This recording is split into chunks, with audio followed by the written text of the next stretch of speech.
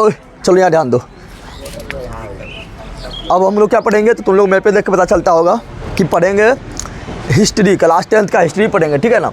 तो class 10th का history पढ़ने के पहले क्लास 10th का हिस्ट्री में क्या है, तो चैप्टर 1 है, और चैप्टर 1 का नाम क्या है, यूरोप में राष्ट्रवाद। क्या है, यूरोप में राष्ट्रवाद। तो यूरोप में राष्ट्रवाद आप लोग बने रहें, पूरा अच्छा से क्लास में ही याद हो जाएगा। ऐसे पढ़ेले हैं, ठीक है ना, पढ़ेले हैं तुम लोग को, लेकिन पुनः पढ़ा रहे हैं। 2022 के बैच के लिए पढ़ाए थे, ये फिर हम पढ़ा रहे हैं, तो भाई बना रहे हैं, ठीक है ना। बहुत अच्छा से क्लास में ही सब कुछ याद हो जाएगा, ठीक है ना। तो यूरोप में राष्ट्रवाद पढ़ने से पहले हम देखेंगे पहले मैप को। क्या देखेंगे कि कहाँ पर यूरोप है और कौन कौन देश चर्चा में रहेगा, जो चर्चा में रहेगा उसके बारे में जानेंगे, ठीक है ना। ऐसे तुम लोग को पढ़ाए हुए हैं, जो देखना चाहता है हिस्ट्री पूरा समाप्त, ज्योग्राफी पूरा समाप्त, इकोनॉमिक्स, सिविक्स पूरा, साइंस खत्म, पूरा एनसीईआरटी मैथ खत्म, बीबीआई ऑब्जेक्टिव सब्जेक्टिव दुनमरिया पचमरिया, ठीक है ना, हिंदी संस्कृत सब खत्म है, ठीक है ना। जाकर देख सकता है प्ले लिस्ट में जाना, मेरा फोटो जहाँ उस पर क्लिक करो, प्ले लिस्ट में आना, प्ले लिस्ट में क्लास 9 के बाद क्लास 10 और सब्जेक्ट लिखा होगा उसमें जाएगा तो मिल जाएगा। उसके जो साथ साथ पढ़ना चाहता है उसके नीचे लिखा होगा क्लास 10 का न्यू बैच, ठीक है ना, तो उसमें जाएगा तो साथ साथ में मिलेगा। तो आज पढ़ेंगे हिस्ट्री। क्या पढ़ेंगे, हिस्ट्री पढ़ेंगे, चैप्टर 1 पढ़ेंगे यूरोप में राष्ट्रवाद, यूरोप में राष्ट्रवाद पढ़ेंगे, ठीक है ना। और उससे पहले तुम लोग को बताते हैं क्या, 11-12 का कोई स्टूडेंट देख रहा है तो चल जाना, अभी पूछ रहा है कहाँ पर है, तो जगदेव स्टडी सेंटर पर जाना है। कहाँ जाना है, जगदेव स्टडी सेंटर पर चल जाना। 11-12 का स्टूडेंट अभी भी कॉल करके कितना लोग पूछ रहा है, तो जगदेव स्टडी सेंटर पर चल जाओ, वहाँ 11-12 का पढ़ा होता है, पर डे वीडियो डलाता है, ठीक है ना। और शाम में हम लाइव आते हैं, किसी को लाइव आना है ग्रुप डिस्कशन में तो आ सकता है, जिसके जीएस मस्ती पर आते हैं, ठीक है ना। तो चलो स्टार्ट करते हैं। तो पढ़ेंगे यूरोप में राष्ट्रवाद। क्या पढ़ेंगे, यूरोप में राष्ट्रवाद। यूरोप में, तो यूरोप पहले समझते हैं क्या बोल रहे हैं, तुम लोग को सब यही याद हो जाएगा, ध्यान से देखना। यूरोप में राष्ट्रवाद, यूरोप में राष्ट्रवाद देखेंगे, ठीक है ना। तो यूरोप में राष्ट्रवाद देखेंगे, पहले समझते हैं यूरोप है कहाँ। यूरोप क्या है, देश है कि महाद्वीप है, जल्दी बता दे। यूरोप देश है कि महाद्वीप है, महाद्वीप है। कौन सी है, देखो दुनिया में कुल एकदम सब याद है, तुम लोग शेयर करो, ठीक है ना। शेयर और करता ना बोलता है 9 वाला वीडियो बनाने, 9 वाला भी बना देंगे बहुत जल्दी, थोड़ा छुट्टी नहीं मिला था, लेकिन तुम लोग थोड़ा शेयर और किया करो, ठीक है ना। अगल बगल में जितना भी स्कूल जाता था स्कूल में भी बताओ, ठीक है, सबको बताया करो। तब देख यहाँ पर पूछेगा महाद्वीप कितना है, बोलना है 7। कितना बोलना है, 7 महाद्वीप है। कितना है, कुल टोटल 7 महाद्वीप है। कितना है, उसमें से पूछेगा सबसे बड़ा महाद्वीप कौन है, तो देखो यहाँ पर सबसे बड़ा महाद्वीप पूछेगा, तो यहाँ से ऐसे लगते हुए एक बंडली है, यहाँ से ऐसे ऐसे ऐसे ऐसे ऐसे दिखाई दे रहा है, यहाँ यहाँ यहाँ यहाँ, इबला इधर घुस जा, ये ऐसे करके ऐसे। ये क्या है, एशिया। ये क्या है, ये मेरा एशिया महाद्वीप, पहले जान लो, भूगोल में भी काम देगा। मेरा क्या है, एशिया। क्या है, तो पूछेगा कि महाद्वीप कितना है या महादेश कितना है, तो 7 है। 1 नंबर एशिया, 1 नंबर। 2 नंबर ये अफ्रीका, दिखाई दे रहा है, सूझ रहा है तुम लोग को, सूझता है कि नहीं। 2 नंबर क्या है, अफ्रीका। क्या है, 3 नंबर है ये अमेरिका, दिखाई दे रहा है। 3 नंबर ये क्या है, ये अमेरिका है। क्या है, कौन अमेरिका, तो उत्तर में है, ऊपर रहेगा तो बोलेंगे उत्तर, नीचे रहेगा तो बोलेंगे दक्षिण। तो ये मेरा अमेरिका है। कौन अमेरिका, उत्तरी अमेरिका। 4था नंबर में है ये वाला, दिखाई दे रहा है, ये है दक्षिणी अमेरिका। ये हो गया उत्तरी, क्या हो गया, उत्तरी अमेरिका। ये मेरा को क्या हो गया, दक्षिणी अमेरिका। थोड़ा वर्ल्ड मैप का जानकारी होना चाहिए, ठीक है ना। तो ये कितना हुआ, 3 है, ये हुआ मेरा 4। 5 नंबर बोलेगा कौन है, तो यहाँ पर देखो, यहाँ पर देखो बर्फ जमल नजर आ रहा है। यहाँ पर कोई आदमी उदमी नहीं रहता है, क्योंकि इतना ठंडा है कि वहाँ जाएगा टेम बोल जाएगा, राम नाम सेट हो जाएगा, ठीक है ना। तो ये वाला है, ये कितना नंबर में है, तो 5 नंबर में, जिसको बोलते हैं अंटार्कटिका। क्या बोलते हैं, अंटार्कटिका। 6ठा नंबर पहुँचेंगे तो पहुँचेंगे यहीं पर यूरोप। ये देखो क्या है, यहाँ से यहाँ से यहाँ से ये पूरा क्या है, ये है यूरोप। क्या है, और पढ़ना इसी के बारे में, इसी के बारे में पढ़ना, यूरोप में राष्ट्रवाद का जन्म कैसे हुआ, आप समझेंगे राष्ट्रवाद किसे कहते हैं, ठीक है ना। तो ये है यूरोप। क्या है, और 7वां नंबर में बोलेंगे तो यहाँ छोटू सा मोटू सा नजर आ रहा है, छोटू सा मोटू सा नजर आ रहा है, ये मेरा क्या है। और यहाँ जो आसपास से सब मिला के इसी बोलते हैं ऑस्ट्रेलिया महाद्वीप। क्या बोलते हैं, ये हो गया 7 नंबर। क्या हो गया, याद हो गया ना। 1 नंबर बोलेगा तो Asia, 1 number Asia. 2 number Africa. 3 number उत्तरी अमेरिका। 4 नंबर दक्षिणी अमेरिका। 5 number Antarctica. देखो एशिया, अफ्रीका, उत्तरी अमेरिका, दक्षिणी अमेरिका, फिर नीचे चल जाओ अंटार्कटिका, फिर ऊपर आओ यूरोप, फिर आओ ऑस्ट्रेलिया। याद हो गया ना। हमको देखना है यूरोप में, क्या देखना है, यूरोप में। देखो अब यूरोप में कौन कौन देश का बात करेंगे, तो यूरोप में जो तुम लोग पढ़ेगा तो पहले पढ़ेगा क्या पढ़ेगा, तुम लोग पहले पढ़ेंगे फ्रांस के बारे में। किसके बारे में पढ़ेंगे, क्योंकि यूरोप में पढ़ेंगे, ऐसे तो पढ़ेंगे लास्ट में जाकर पढ़ेंगे इटली का एकीकरण, जर्मनी का एकीकरण, लेकिन जो यूरोप में राष्ट्रवाद की शुरुआत होगा, यूरोप में जो पूरा यूरोप में हर देश में तहलका मचा हुआ है फ्रांस। क्या है, तो फ्रांस के बारे में हम बार बार सुनेंगे, फ्रांस के बारे में बार बार सुनेंगे, ऑस्ट्रिया के बारे में बार बार सुनेंगे। ऑस्ट्रिया, ऑस्ट्रेलिया ना, ऑस्ट्रिया, ऑस्ट्रेलिया बोलेंगे तो यहाँ है, हम बोल रहे हैं ऑस्ट्रिया, क्या बोल रहे हैं, तो ऑस्ट्रिया के बारे में बार बार सुनेंगे, ठीक है ना। तो ऑस्ट्रिया के बारे में सुनेंगे, जर्मनी के बारे में सुनेंगे, इटली के बारे में सुनेंगे, ठीक है ना। जर्मनी हो गया, इटली हो गया, उसी प्रकार यूनान के बारे में सुनेंगे, थोड़ा हंगरी के बारे में सुनेंगे। तो ये सब देश जान लेते हैं। तो मेन जानते हैं फ्रांस पहले कहाँ है। तो देखो फ्रांस अगर बोले तो देखो इबला यहाँ पर हम घेर देते हैं, ये मेरा फ्रांस है, ये मेरा क्या है, फ्रांस है। और फ्रांस सट्टल यहाँ पर एक देश है जर्मनी, कौन सी है, जर्मनी है। तो ये मेरा क्या हुआ, फ्रांस, ये मेरा क्या हुआ, और ये मेरा क्या हुआ, लड़का से घेर रहा है, जर्मनी, क्या हुआ, जर्मनी, क्या हुआ, जर्मनी। और यहाँ पर एक लटकल ऐसे देखो इतना लंबा चप्पल जैसा लटका हुआ है, ठीक है, यहाँ नहीं रहा है, ये है इटली, ये क्या है, ये मेरा क्या है, इटली, ये क्या है, इटली है।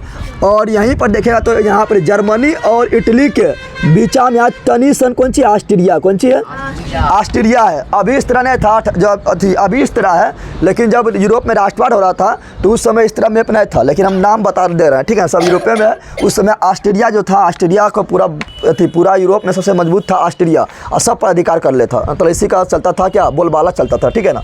तो चलो ये हो गया ऑस्ट्रिया, क्या हो गया, ऑस्ट्रिया।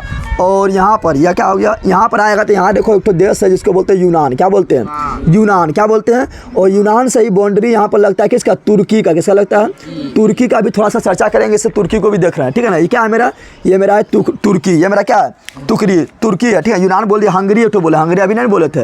तो ऑस्ट्रिया के बगलवा में हंगरी, कौन सी है, हंगरी, कौन सी है, हंगरी। चलो स्टार्ट करते हैं। आप इस समय आपको देख लिया ना, तो क्या देखेंगे, France, Germany, Italy, Austria, Hungary, यूनान, और यहाँ पर है क्या, यहाँ पर है तुर्की, कौन सी है, तुर्की, ठीक है ना। अब हम देखते हैं क्या तो पढ़ते हैं, यूरोप में राष्ट्रवाद पढ़ते हैं। आप लोग समझना है, लाइक से सब्सक्राइब करना है, शेयर तुम लोग करते रहो और समझते रहो, सब आयद हो जाएगा, ठीक है ना। तो पहले समझते हैं कि राष्ट्रवाद किसे कहते हैं, राष्ट्रवाद किसे कहते हैं। तो पढ़ रहे हैं हम लोग क्लास 10 का हिस्ट्री पढ़ रहे हैं। क्लास 10 का हिस्ट्री का नाम क्या है, एक नंबर 1 है राष्ट्रवाद, यूरोप में राष्ट्रवाद, यूरोप में राष्ट्रवाद।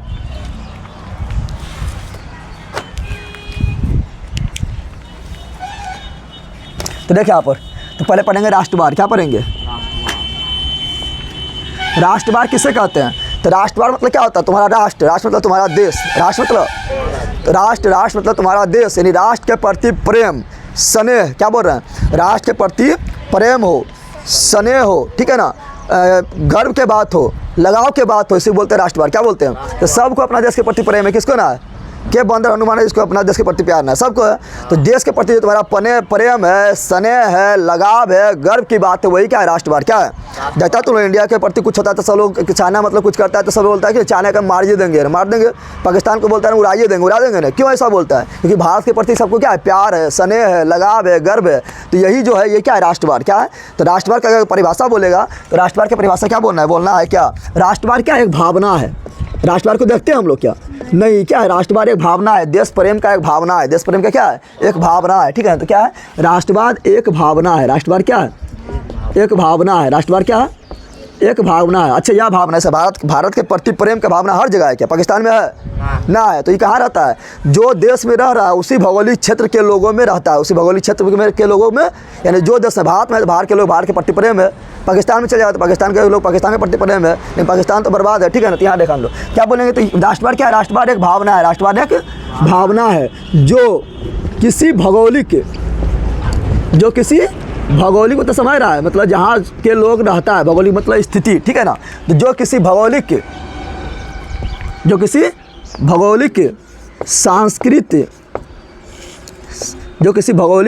सांस्कृतिक एवं सामाजिक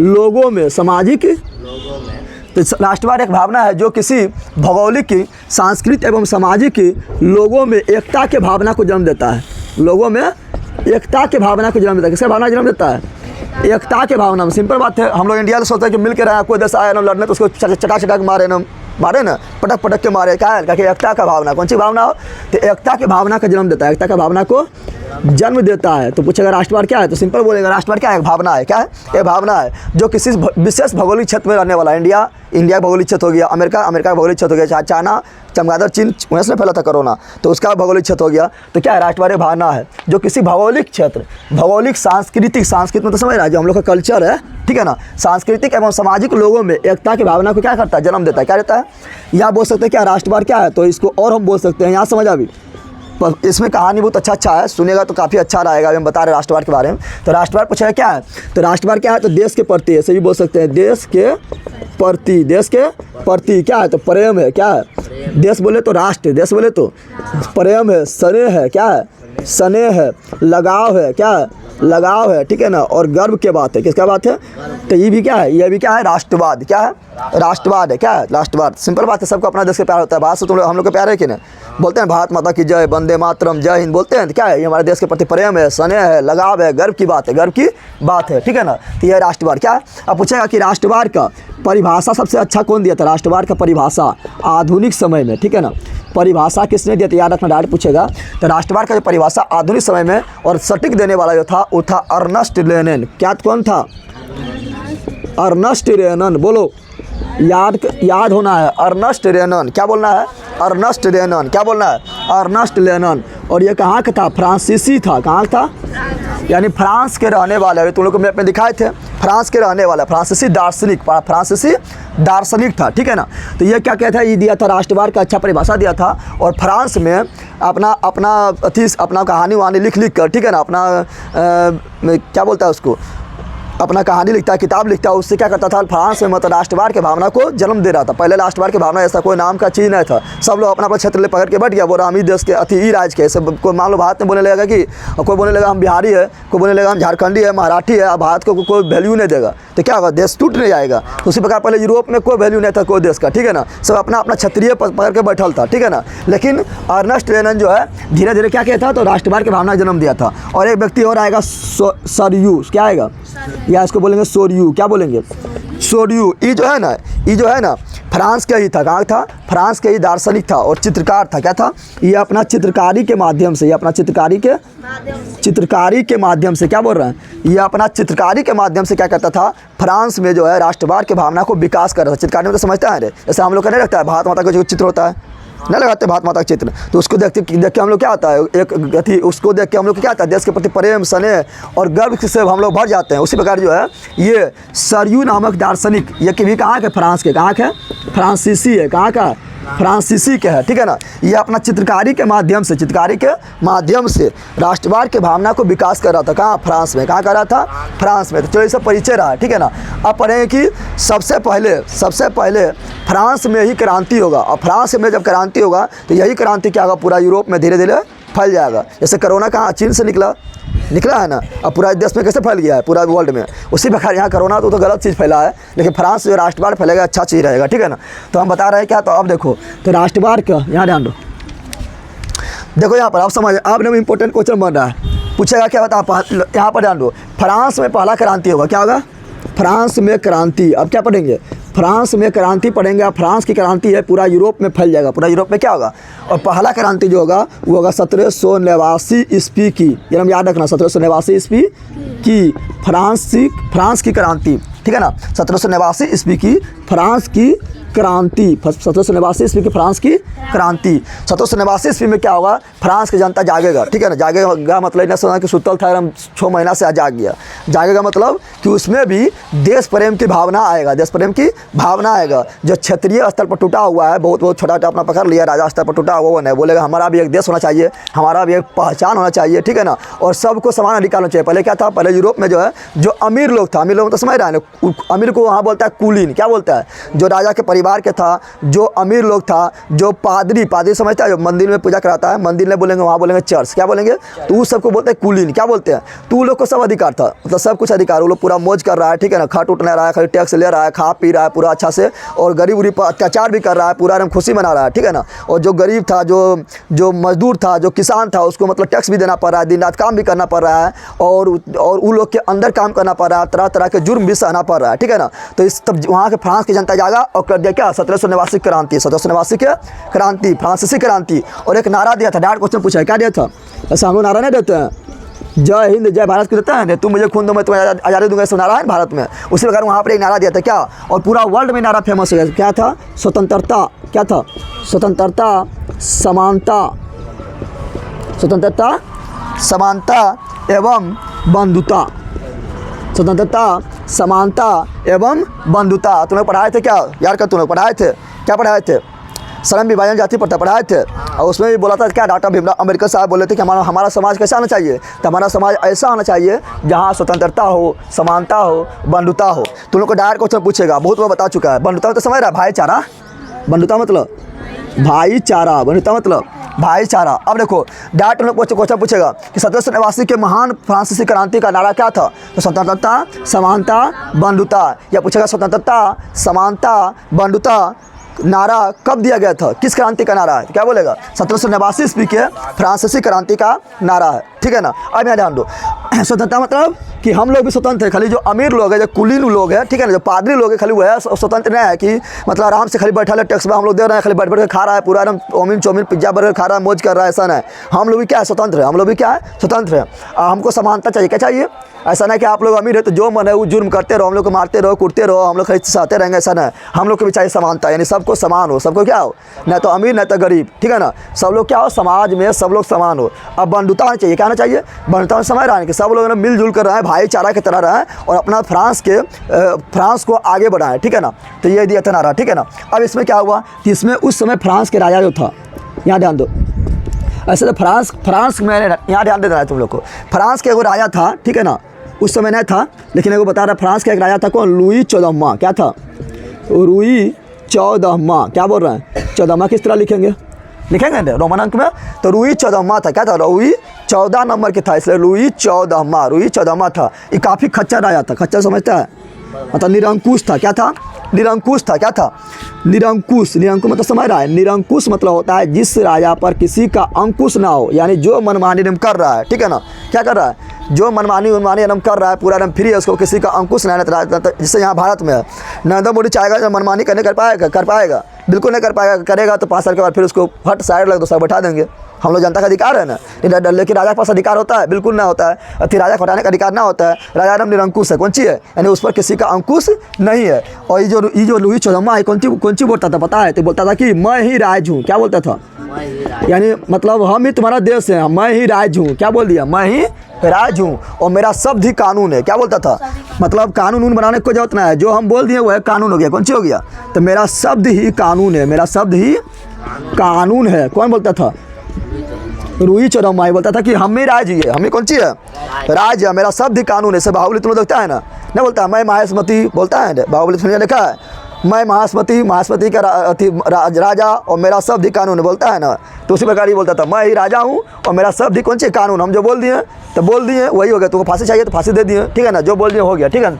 लेकिन इसके बाद आता है क्या? लुई 16वां। क्या आता है? 15वां के बारे में चर्चा ना है, ठीक है ना। 16वां कौन सी आता है? 16वां आता है। तो 16वां कैसे लिखेंगे? तो एक्स इस तरह लिखेंगे ना। तो पूछेगा बता फ्रांसीसी क्रांति किसके काल में हुआ था? लुई 14वां की लुई 16वां। तो लुई 16वां काल में हुआ था। कब हुआ था? फ्रांसीसी क्रांति जो हुआ था वो हुआ था लुई 16वां के शासन काल में। क्या बोल रहे हैं? फ्रांसीसी क्रांति जो 1789 क्रांति हुआ था वो किसके काल में हुआ था? तो लुई 16वां के। तो यहीं पर 1789 ईस्वी की 1789 ईस्वी की जो फ्रांसीसी क्रांति हुआ, फ्रांसीसी क्रांति हुआ वो किसके काल में हुआ? तो वो हुआ था लुई 16वां शासनकाल में, लुई 16वां के शासनकाल में। और उसी समय नारा दिया था स्वतंत्रता, समानता, बंधुता। हमको स्वतंत्र होना है, हम लोग सब स्वतंत्र हैं, हम लोग सब समान है और हम लोग सब भाईचारा है। दिया था नारा। कौन दिया था? तो दिया था 1789 के फ्रांसीसी क्रांति में जनता। कौन दिया था? जनता लोग दिया था, ठीक है ना। और लुई 16वां को पकड़ लिया, लुई 16वां को पकड़ लिया, ठीक है ना। इसको पकड़ के बोला तुम बहुत फुचफुचा रहा है, रुक तुमको बताते हैं। इसको पकड़ के क्या किया? 1793 ईस्वी में, 1793 ईस्वी में नवासी में हुआ। 4 साल के बाद 1793 ईस्वी में इतना इतना मतलब आंदोलन जो है इतना आगे बढ़ गया था, इतना चरम पर था कि इसको पकड़ा, इसको तो फांसी पर झुला दिया। बोला राम नाम सत्य। 1793 ईस्वी में इसे फांसी दे दिया गया। क्या दे दिया? फांसी दे दिया गया। समझ तो लगा गया। 1793 ईस्वी में इसको फांसी दे दिया गया। बोला जाओ तुम अब वहाँ पे जाके करते रहना, मनमानी करते रहना, जितना करना है स्वर्ग में जाके, ठीक है। स्वर्ग नहीं, नरक में जाएगा ये लोग। कहाँ जाएगा? नरक में जाएगा। तो दे दिया फांसी। क्या दे दिया? फांसी। जब फांसी दे दिया तो क्या किया, इसका पत्नी थोड़ा बनवासी करने लगा, फांसी दे दिया तो उसको पकड़ा, बोला ये धरा, और खोल दिया, फांसी पलट के बोला तुम जाओ, तुम वहीं पर जाकर टटराना, ठीक है ना। तो इसको भी फांसी और इसके पत्नी को भी फांसी, यानी इसका पूरा परिवार वाला क्या दे दिया? फांसी दे दिया, ठीक है ना। फांसी दे दिया था, कोई दिक्कत है? और उसके बाद फिर सब जनता लोग मिल के 1789 ईस्वी की फ्रांसीसी क्रांति, क्या बोल रहा है? फ्रांसीसी क्रांति का परिणाम क्या निकाला? परिणाम निकलता है ना, जब कुछ क्रांति होता है तो क्या निकलता है? परिणाम निकलता है। जब तुम लोग एग्जाम देगा तो क्या निकलेगा? परिणाम निकलेगा, रिजल्ट निकलेगा। क्या होगा? फेल होगा कि पास होगा, ठीक है ना। फर्स्ट होगा, सेकंड होगा, थर्ड होगा, बिहार टॉपर होगा कि जिला टॉपर होगा, परिणाम निकलता है ना, ठीक है। तो यहाँ इसका भी निकलता है परिणाम। तो 1789 ईस्वी की फ्रांसीसी क्रांति के परिणाम क्या निकला? तो परिणाम जो निकला, यहाँ ध्यान दो, 1789 ईस्वी के फ्रांसीसी क्रांति का जो परिणाम निकला, पहला परिणाम क्या निकला? पहला परिणाम जो निकला, यहाँ ध्यान दो, निकला है कि समान अधिकार हो। क्या हो? समान अधिकार हो। अधिकार की बात यहाँ कर रहा है, समानता की बात नहीं कर रहा है। नारे है कौन सी? समानता। क्या है? तो समान अधिकार हो। क्या हो? सभी लोगों का समान अधिकार हो। दूसरा क्या है? सभी लोग स्वतंत्र हो। क्या हो? तो स्वतंत्रता का अधिकार मिला। किसका अधिकार मिला? स्वतंत्रता का अधिकार मिला। स्वतंत्रता का अधिकार मिला कि हम लोग सब स्वतंत्र हैं। क्या है? तो स्वतंत्रता का अधिकार मिला, स्वतंत्रता का अधिकार मिला, ठीक है ना। और क्या मिला? तो और ये लोग बोलने लगे, हम लोग बोलते हैं भारत माता, भारत माता। तो ये अपना जो है फ्रांसीसी को बोलता है, फ्रांस के देश को बोलता था क्या? उसको बोलता था क्या? उसको बोलता पितृ देश। क्या बोलता था? यानी हम लोग का पिता का देश है, किसी का मतलब बाप का ना है, मतलब बाप का मतलब समझ रहा है, कोई राजा महाराजा का ना है, ये हम लोग का पितृ देश है। हम लोग बोलते हैं मातृ देश बोलते हैं। तो ये लोग क्या बोलता था? पितृ देश। क्या बोलता था? पितृ देश। क्या बोलता था? तो पितृ देश का उपनाम दिया। फ्रांस को क्या दिया ना? उपनाम। तो पितृ देश का उपनाम दिया, ठीक है ना। अब बोलता था कि हम लोग यहाँ के नागरिक है, ऐसा ना कि ऐसा हम लोग क्या बोलते हैं? बिहार के नागरिक है ना, हम लोग बोलते हैं भारत का है। क्या बोलते हैं? ठीक है ना। ये ना कि हम बिहारी हैं, तुम झारखंडी है, मराठी है, बंगाली है, ऐसा ना है। हम लोग क्या है? भारत का नागरिक है, भारत का नागरिक है, ठीक है ना। तो बोला हम लोग क्या है? यहाँ के नागरिक है। क्या है? यहाँ के क्या है? नागरिक है। और जैसे यहाँ पर जैसे बोला था कि अब जो है सब एक भाषा को राष्ट्रीय भाषा बना दो। जैसे हम लोग के अभी भारत में बहुत सारा भाषा है ना, हिंदी है, उर्दू है, मराठी है, बंगाली है, बहुत सारा भाषा है ना। लेकिन एक भाषा के सबसे मेन रूप में कौन होता है? हिंदी। कौन होता है? हिंदी। उसी प्रकार बोला कि एक ऐसा भाषा को चुनो जिसको मतलब राष्ट्रीय भाषा बनाया जाए, पूरा देश लेवल पर लागू किया जाए, जिससे क्या होता है? लोगों में प्रेम बढ़ता है, ठीक है ना। तो फ्रांसीसी भाषा को क्या बोलेंगे? फ्रेंच भाषा को क्या बोलेंगे? तो इसी में लिखेंगे अगला, क्या लिखना है? फ्रेंच भाषा। फ्रेंच भाषा को मान्यता प्रदान किया गया। फ्रेंच भाषा को मान्यता प्रदान किया गया। मान्यता प्रदान किया गया। और अपना तिरंगा, ऐसा हम लोग का तिरंगा है ना, हम लोग का तिरंगा ना, ऊपर क्या होता है? केसरिया, बीच में क्या होता है? वाइट यानी सफ़ेद, और नीचे क्या होता है? हरा, बीच में क्या है? चक्र, ऑरेंज, बीच में क्या है? चक्र। क्या है? चक्र में कितना तिल्ली है? 24 तिल्ली। चक्र को बोलते हैं अशोक चक्र। क्या बोलते हैं? अशोक चक्र। उसी प्रकार बोला था कि हम लोग का भी झंडा होना चाहिए, जिससे देख के क्या हो? तो पूरा फ्रांस के लोगों ने गर्व से भर जाए कि हाँ हम लोग इस झंडा, हम लोग का आन है, बान है, शान है। हम लोग बोलते हैं ना आन बान शान, अपना तिरंगा को। तो ये लोग अपना तिरंगा दिया था। क्या दिया था? ये लोग क्या दिया था? अपना तिरंगा दिया था। ये सब क्या था? ये सब 1789 ईस्वी की फ्रांसीसी क्रांति के परिणाम। कोई दिक्कत है? याद हो गया? याद हो गया ना। तुम लोग को छापना ना थी, यहाँ पे छापने देंगे, टाइम पार हो जाएगा। कोई एक ठो लिख लेना, ठीक है। 2 मोबाइल से आएगा तो तुम लोग लिख लेना, ठीक है ना, कॉपी मांग के, ठीक है। मिटाते हैं इसको और आगे बढ़ते हैं। काफ़ी अभी रोमांचक कहानी है, पूरा मिस्ट्री पूरा रोमांचक है, ठीक है ना। तो बताते हैं, तुम लाइक से सब्सक्राइब करते जाना है, तो बहुत पीटेंगे। चलो यहाँ ध्यान दो। अब यहाँ तुम लोग ध्यान दो, तुम लोग को सब यहीं ऐड करवा देंगे, टेंशन ना लो, ठीक है ना। पूरा वीडियो में याद हो जाएगा। अब क्या 1789 ईस्वी का क्रांति हो गया ना, जिसका नारा था स्वतंत्रता, समानता, बंधुता। उसका परिणाम भी हम लोग देख लिए हैं पगली। अभी परिणाम हम भी दिखाना लेंगे, डंटवा लेंगे, परिणाम दिखना स्टार्ट। उसका परिणाम भी हम लोग क्या किए? देख लिए ना, परिणाम देख लिए। अब धीरे धीरे क्या होगा? जो ये अथी हुआ, और ध्यान दो यहाँ, इसी के तहत 1789 ईस्वी की जो फ्रांसीसी क्रांति हुआ, फ्रांसीसी क्रांति हुआ, इसके तहत क्या हुआ था? तो पहले क्या था? यूरोप में था राजतंत्र। क्या था?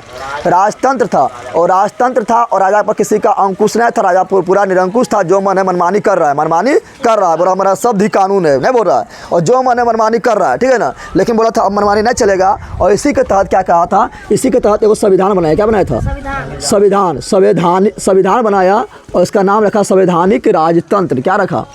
यानी राजा रहो कोई दिक्कत ना है, राजा रहो कोई दिक्कत ना है, राजा का तंत्र चलेगा, राजा क्या क्या चलेगा? तंत्र चलेगा। लेकिन हम लोग लिख दिए संविधान। क्या लिख दिए?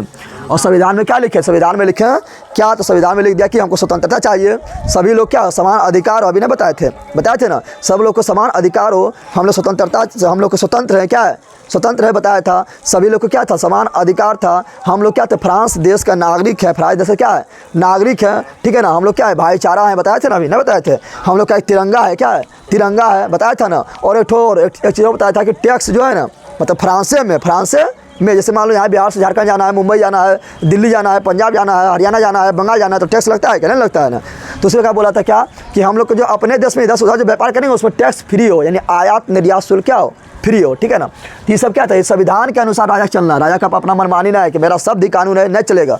अब संविधान में जो लिख दिलियो वो बात मान, नहीं तो फिर पटकबो, यानी फिर फांसी को लटका देबो, ठीक है ना। तो संवैधानिक राजतंत्र स्टार्ट, संवैधानिक राजतंत्र स्टार्ट। लेकिन फिर जाते जाते क्या हुआ, फिर जाते जाते, और याद रखना, ऐसे याद रखना, जो लुईस चौदहवां और जो 16वां था, पूछेगा वो कौन वंश के था, वो तो बुर्बो वंश का था। कौन वंश का, बुर्बक नहीं बोलना है, क्या बोलना है बुर्बो वंश, क्या बोलना है बुर्बो वंश। क्या बताए थे, लुई ने बताए थे रे, लुई 14वां था जिसने बताया था क्या, जिसने बोला था कि मैं ही राज हूँ और मेरा शब्द ही कानून है, ठीक है ना।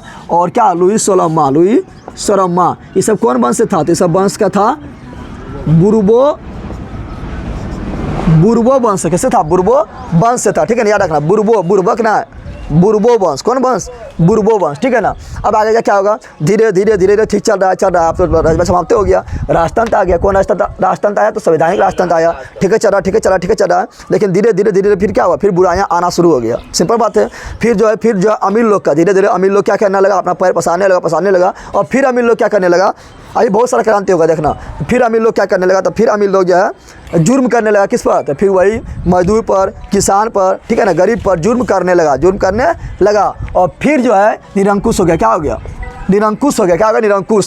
तो अब फिर जनता परेशान के लिए इतना मेहनत से क्रांति के 1789 क्रांति, राजवों को लटका दिए, राम नाम सत्य करवा दिए फांसी देके, उसके पत्नी को भी टपका दिए, और ये लोग को पगलबा को सौंप दिए राजा चलाने के लिए कि संविधान के अनुसार तुम अपना शासन चलाओ। ये लोग फिर मनमानी करने लगा, बनवासी करने लगा। अब क्या करें, तो अब क्या करें, लोग सोच रहा है अब इतना जनता उतना जल्दी पावर भी ना होता है, बोले हाँ एक बार जब हो जाता पूरा भीड़ चल जाता तो उसके साथ चल जाता तो हो जाता है, तो फिर क्रांति होने में बहुत समय लगता है ना। तो सोच रहा है कि कोई मेरा नेता आवे, क्या आवे, कोई मेरा नेता आवे भगवान बन के, जो हम लोग का सपोर्ट करे, ठीक है ना, और इसके खिलाफ यानी अमीरों के खिलाफ, कुलीनों के खिलाफ लड़ने हमको सहायता प्रदान करे, हम लोग के नेता के रूप में आवे। तो उसी समय वो छवि उभर रहा था, कौन, नेपोलियन बोनापार्ट। सुनना कौन था, नेपोलियन बोनापार्ट। कौन था, तो नेपोलियन बोनापार्ट का प्रवेश होगा, नेपोलियन बोनापार्ट के बारे में सुनना है।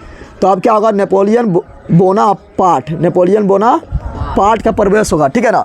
नेपोलियन बोनापार्ट प्रवेश करेगा कब, तो 1793 ईस्वी में, 1793 ईस्वी में फ्रांस, हाँ 93 बोल दिए, लिखे 99, 1799 ईस्वी में, 1799 ईस्वी में फ्रांस के क्रांति में प्रवेश करेगा, और 1815 ईस्वी तक इसका रहेगा, कब तक रहेगा, 1815 ईस्वी तक इसका चलेगा, बोलबाला चलेगा, ठीक है ना। तो नेपोलियन बोनापार्ट काफ़ी अच्छा था, और यही इसी को बोला जाता है क्या, यूरोप में राष्ट्रवाद का जनक कहा जाता है, यानी पूरा यूरोप में फैलाने वाला जो राष्ट्रवाद था यही था, ठीक है ना। और इटली एवं एकीकरण पढ़ाएंगे, इटली एवं जर्मनी का एकीकरण आगे पढ़ाएंगे। तो इटली एवं जर्मनी का एकीकरण के मार्ग पूछेगा, कौन प्रशस्त कर दिया, यानी मार्ग को कौन खोल दिया है कि इटली एवं जर्मनी का एकीकरण अब हो सकता है, तो वो था यही नेपोलियन बोनापार्ट। सुनना है, ठीक है ना।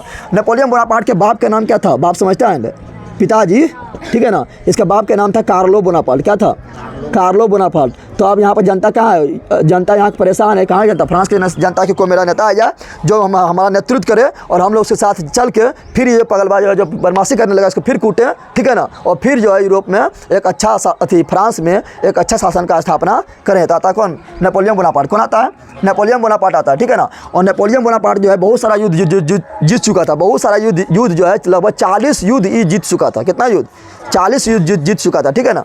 तो नेपोलियन बोनापार्ट आएगा, नेपोलियन बोनापार्ट प्रवेश करेगा, ठीक है ना। और ये क्या करेगा, ये नेतृत्व करेगा, क्या करेगा, नेतृत्व करेगा, ठीक है ना। और फ्रांस के जनता में ना पूरा जोश भरेगा कि तुम्हारे साथ गलत हो रहा है, तुमको अपना अधिकार के लिए लड़ना चाहिए, समान अधिकार होना चाहिए, कानून के समझ सब बराबर होना चाहिए, कानून के समझ क्या होना चाहिए, सब बराबर होना चाहिए, ठीक है ना। और योग्यता के बल पर, योग्यता तो समझ रहा है, जो जितना योग्य है उसको उस अनुसार पद पर बैठना चाहिए, नहीं कि कुलीन वर्ग में पैदा हो गया, पादरी वर्ग में पैदा हो गया, राजा के खानदान में पैदा हो गया तो हमेशा से मौज कर रहा है, बैठ के ले बकलो ले गधा है, तब भी और तुम गरीब में पैदा हो गया, किसान में हो गया, गरीब में हो गया, मजदूर में हो गया, तो तुम दिन भर खटते रहो, खेत में काम करते रहो और मरते रहो, ऐसा नहीं। योग्यता क्यों आधार दिया, क्या दिया था? योग्यता। और देश की जनता क्या किया था? तो अति आक्रोश किया था, ठीक है ना। तो फिर सब देश की जनता जो है इसके नेतृत्व में क्रांति करने के लिए तैयार हो गया, क्रांति करने के लिए तैयार हो गया, ठीक है ना।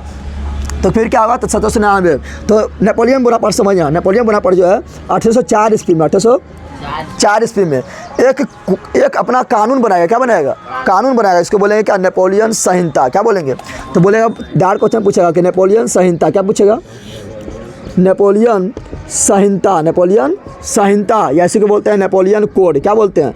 संहिता मतलब होता है कानून का संग्रह, कानून का। नेपोलियन जो अपना कानून बना दिया कि हमको मांग हो, मेरा कानून इस तरह होना चाहिए जो देश के जनता के लिए लाभदायक हो, ना कि अमीरों के लिए खाली हो, ठीक है ना, सबके लिए बराबर हो, सबके लिए क्या हो।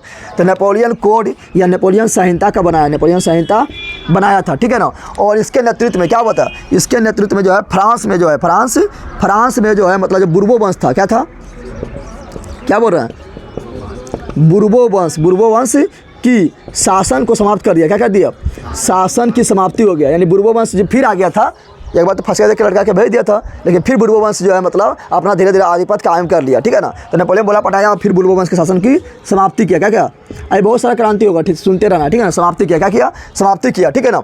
और जब देखा था कि इस तरह, अब पूरा यूरोप में इसी तरह था, पूरा यूरोप में पहले तुम लोग देखना राजे महाराजा के शासन था, ठीक है ना। तो पूरा यूरोप में क्या था? तो पूरा यूरोप में जो था, पूरा यूरोप में राजे महाराजा का शासन भरा था, चाहे जर्मनी हो या ऑस्ट्रिया हो या ब्रिटेन हो या पर्सा हो। जर्मनी का एक शहर है पर्सा, या पर्सा हो, सगरों क्या है? राजे महाराजा भरल, राजे महाराजा क्या है? भरल है, ठीक है ना। तो जब देखा था इस तरह, लोग पड़ोसी तुम लोग को नहीं देखता है, तुम्हारा घर में जो होगा तो पड़ोसिया देखबे करेगा। तो फ्रांस में ही हो रहा था, तो फ्रांस में जब ये सब हो रहा था, दो बार क्रांति हो गया, एक 1789 क्रांति हो गया, एक नेपोलियन बोनापार्ट के नेतृत्व में जनता जो है यहाँ के राजा को फिर उखाड़ फेंका और फिर जनता के शासन को स्थापना कर दिया। तो जब अगल बगल के जनता देखेगा, अगल बगल के देश की जनता देख रहा है, वो बोल रहा है जब फ्रांस के लोग इस तरह कर सकता है तो हम लोग भी तो अपना रजबा के लतिया सकते हैं, नहीं बोलेगा।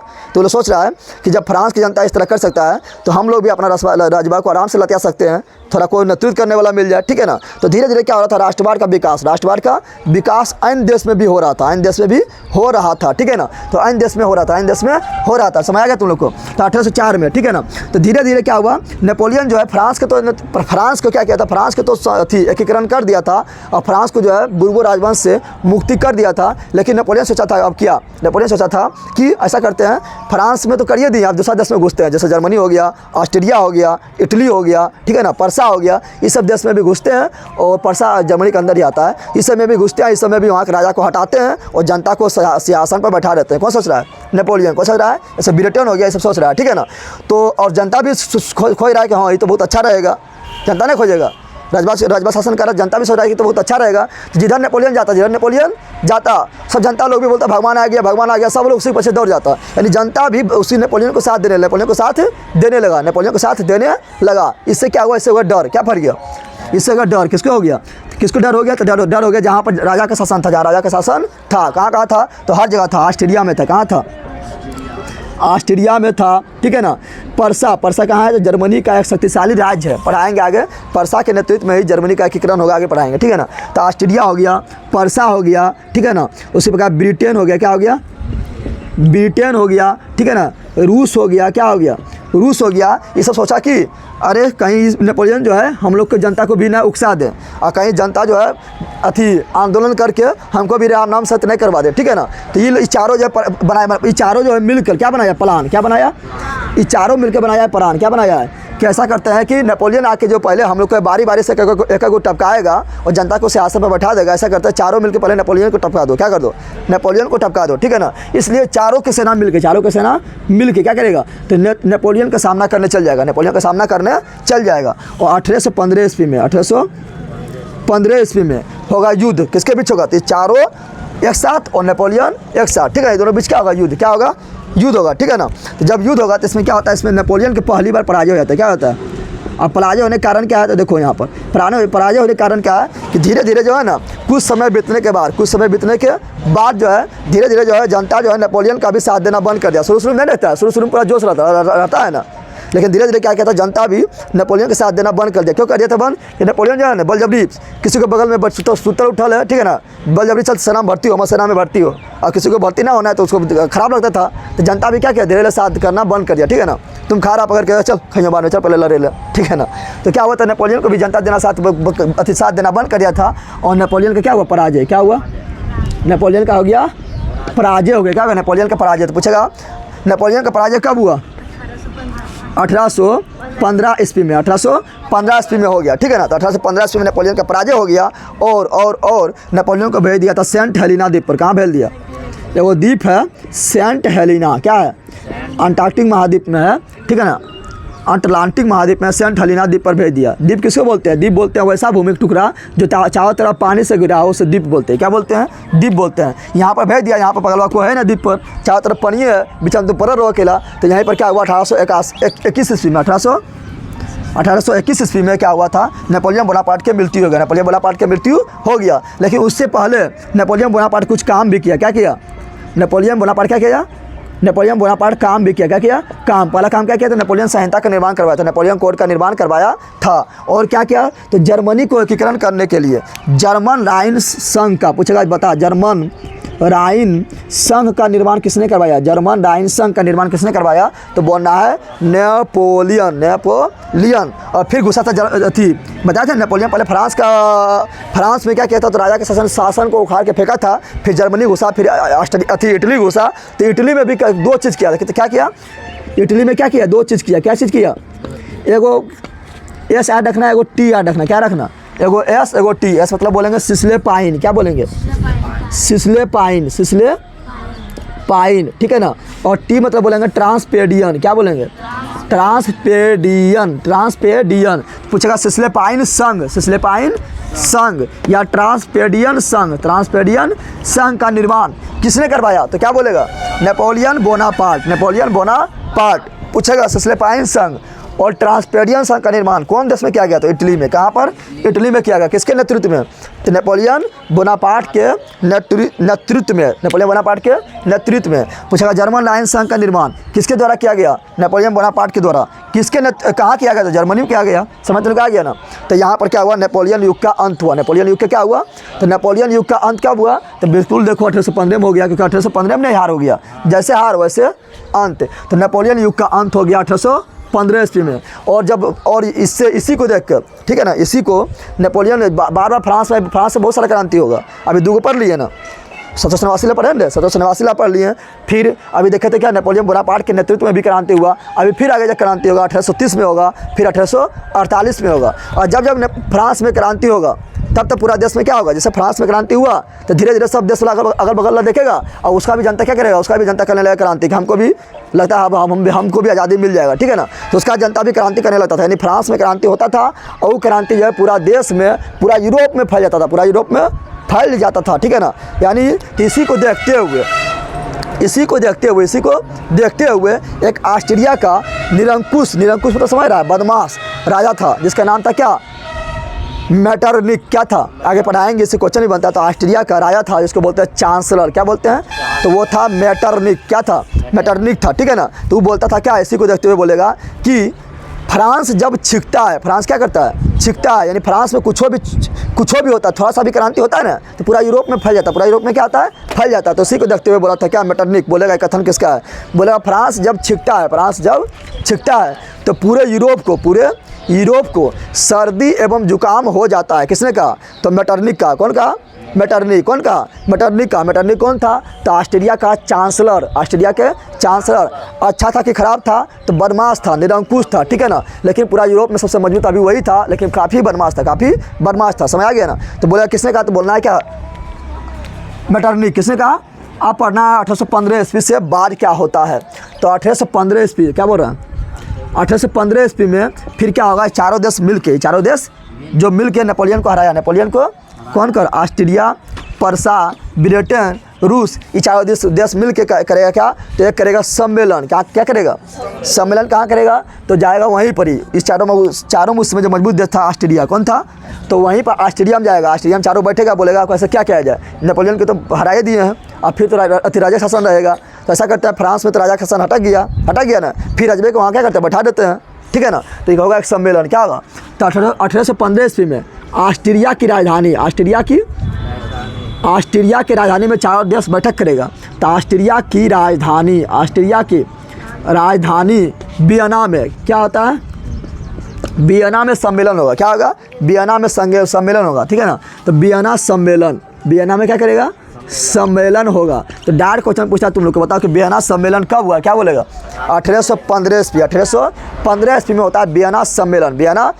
पूछेगा वियना सम्मेलन कहाँ हुआ, तो वियना किसका राजधानी है, ऑस्ट्रिया का राजधानी है। तो वियना सम्मेलन कहाँ हुआ, ऑस्ट्रिया में। कहाँ हुआ, इसका अध्यक्षता किसने किया, तो अध्यक्षता बोलेगा कौन करेगा, चलिए बता देते। तो ऑस्ट्रिया के जो रजवा है वो कौन है, चांसलर कौन है, मेटरनिख। कौन है, तो मेटरनिख किया। कौन किया, मेटरनिख किया। और इसके तहत यानी इसका परिणाम क्या निकला, यानी इसका परिणाम तो समझ रहा है, जब नेपोलियन हार गया तो इस सम्मेलन हुआ। तो इस सम्मेलन का परिणाम क्या निकला, तो फिर जो है फ्रांस ने बोला कि अब राजवे रहेगा, कौन सी रहेगा, यानी चारों देश मिलकर फिर क्या किया, फ्रांस में राजवे के जाकर बैठा दिया, बोला राजवे रहेगा और जैसा शासन कर रहा है करने जनता कोई नहीं बोलेगा। यानी फ्रांस में फिर बुर्बो राजवंश, किसका शासन था, फ्रांस में शुरू से ही स्टार्टिंग से ही बुर्बो चलते आ रहा है ना। तो फ्रांस में फिर बुर्बो राजवंश का सत्ता स्थापित कर देगा। बुर्बो राजवंश का सत्ता क्या होगा, स्थापना हो जाएगा। और रजवा गया फिर आ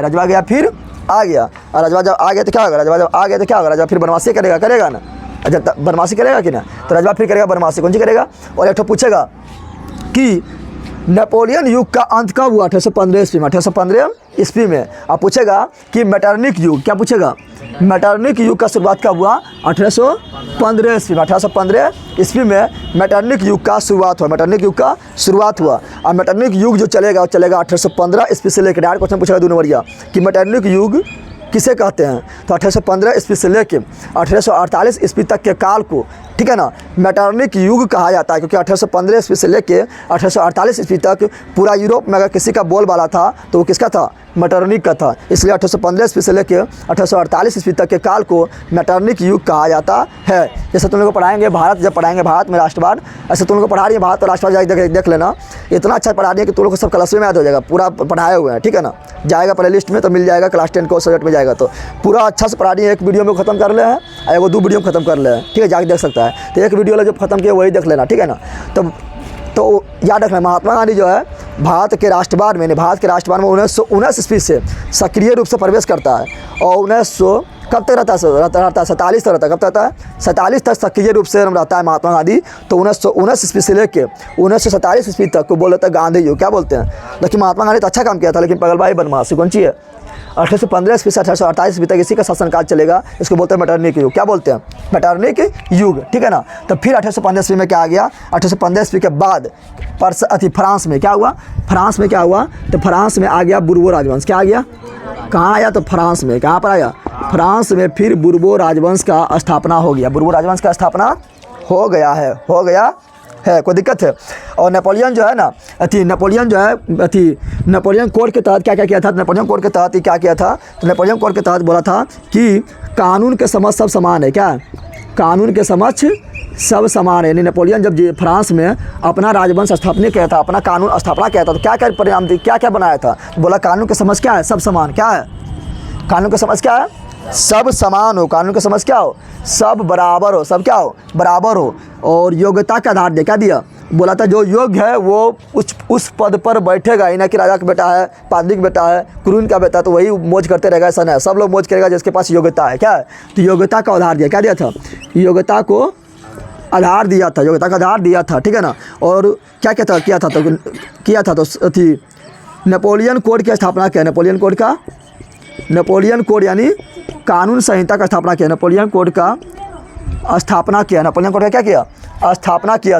और क्या किया था, तो और जो है आयात निर्यात शुल्क, आयात निर्यात मतलब बताए थे ना। आयात निर्यात मतलब क्या होता था, मतलब जब फ्रांस में इधर से उधर जो व्यापार करना है तो सब बोलता था कि टैक्स दे, बोला था खत्म। क्या बोला, खत्म। आयात निर्यात टैक्स खत्म, आयात निर्यात टैक्स यानी कर समाप्त क्या किया, समाप्त किया था नेपोलियन के द्वारा। नेपोलियन के द्वारा ये सब समाप्त किया गया था। लेकिन फिर अब क्या आ गया, बुर्बो राजवंश। क्या आ गया, बुर्बो राजवंश। फिर उसी तरह होगा, फिर जनता फिर धीरे धीरे क्या होगा, परेशान होते जाएगा, परेशान होते जाएगा। और जब जनता बहुत परेशान हो जाएगा, बहुत परेशान हो जाएगा, बहुत परेशान हो जाएगा, तो फिर करेगा जनता क्या, क्रांति। क्या करेगा, क्रांति करेगा। और उसको बोलेंगे जुलाई 1830 ईस्वी की क्रांति, यानी खाली क्रांति पर क्रांति होगा, ठीक है ना। अब जाए कब होगा, अब होगा 1830 ईस्वी में। कब होगा, 15 में शुरू हो गया, 15 दूनी 30। तब अब जाके जुलाई 1830 ईस्वी में फिर क्रांति होगा। और उस समय जो फ्रांस के जो राजा होगा, ठीक है ना, वो होगा कौन, तो चार्ल्स दसम। क्या होगा, चार्ल्स दसम। तो चलो देखते हैं, इसको बिठाते हैं और आगे देखते हैं।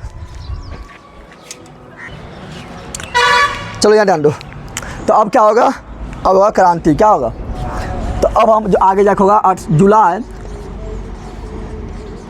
जुलाई 1830 ईस्वी की क्रांति। कहाँ होगा, फ्रांस में। कहाँ होगा, देखो 12 फ्रांस में क्रांति हो रहा है, ठीक है ना। सब फ्रांस की जनता जान चुका है कि हम लोग जो एक साथ मिल के जब अथी करेंगे, क्रांति करेंगे, तो जनता राजा को झुकना पड़ता है। लेकिन भले ही फिर राजा फिर प्रभावी हो जाता है, लेकिन झुकना पड़ता है। तो ठीक है, तो फिर कब होगा, तो जुलाई 1830 ईस्वी के क्रांति, जुलाई 1830 ईस्वी के क्रांति होगा, ठीक है ना। और इस क्रांति जब होगा तो इस समय राजा कब होगा, इसमें जो राजा होगा, यानी जो राजा होगा वो कौन होगा, उस समय राजा होगा कौन, तो राजा है उसमें चार्ल्स दसम। क्या है, चार्ल्स दसम है। क्या है, चार्ल्स दसम राजा है। कौन वंश का है, तो बुर्बो राजवंश के। किसका है, बुर्बो राजवंश का। किसका है, बुर्बो राजवंश का है। बुर्बो राजवंश का राजा है कौन, चार्ल्स दसम। क्या है, चार्ल्स दसम।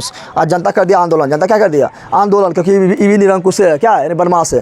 जनता कर दिया, बहुत आंदोलन कर दिया। जब बहुत आंदोलन हुआ तो जनता, रजवा बोला था, रजवा को उसी तरह जिस तरह लुईस 16 को ना फांसी पर लटकाने के लिए दौड़ा था, लटका दिया, लाभ नामजद करवा दिया था। उसी प्रकार जनता क्या करेगा, जनता हो जाएगा आक्रोश। और इसको क्या करेगा, जब भी पकड़ा जाएगा तो उसको बोलेगा अब इसको कोई मारेंगे, ठीक है ना। तो बच जाएगा। क्या होगा, अब बचेगा, बोलिए बच के बोलेगा भाग लियो, कौन सी कर लियो।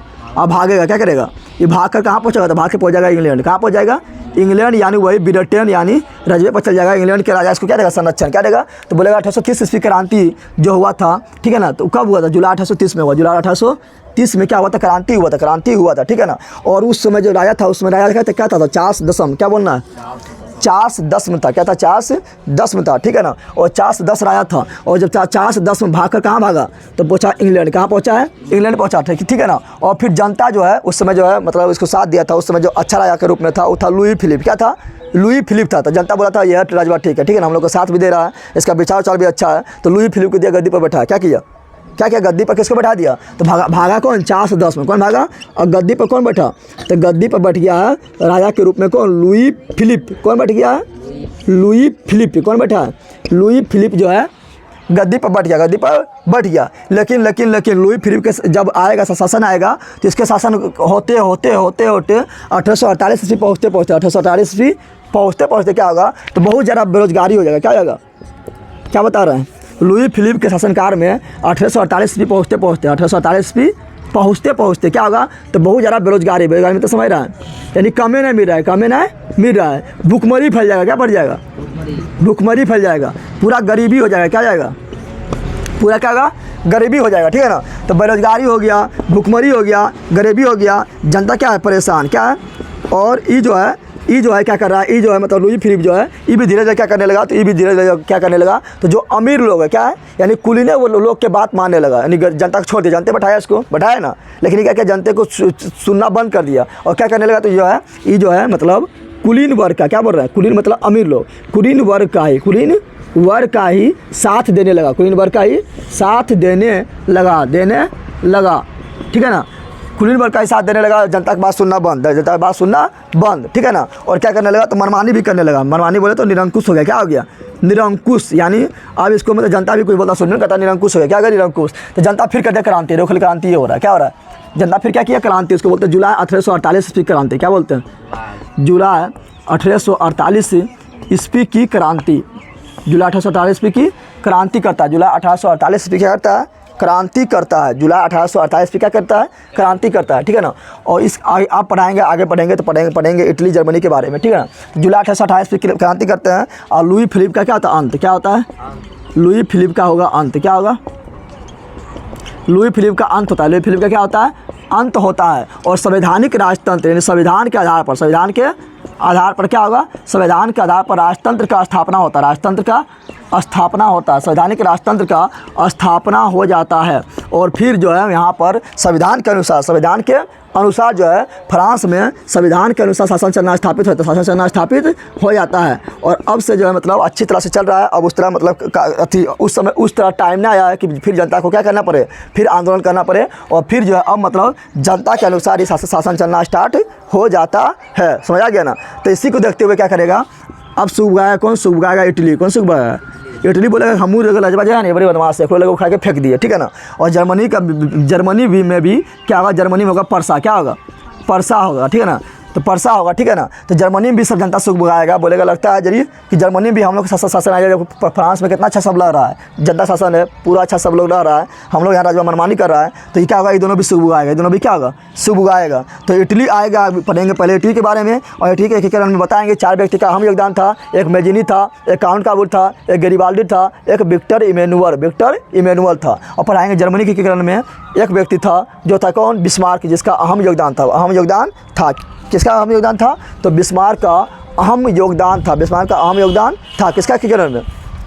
जर्मनी के एकीकरण में बिस्मार्क का काफ़ी अहम योगदान था। इसे पढ़ाएंगे कल, चलो कल ख़त्म कर देंगे। कल क्या कर देंगे, ऐसे बड़ा करने के तो लगभग 2 घंटा हो जाएगा, ठीक है ना। तो कल इसको कर देंगे ख़त्म, क्या कर देंगे, खलास कर देंगे। कल नंबर और इंटरेस्टिंग लगेगा पढ़ने में। पढ़ाएंगे इटली के बारे में, पढ़ाएंगे जर्मनी के बारे में, पढ़ाएंगे ये दोनों बारे में, पढ़ाएंगे कैसे किया था और क्वेश्चन भी बनता है इंपॉर्टेंट। तो कल कर देंगे ख़त्म, क्या कर देंगे, ख़त्म, ठीक है ना।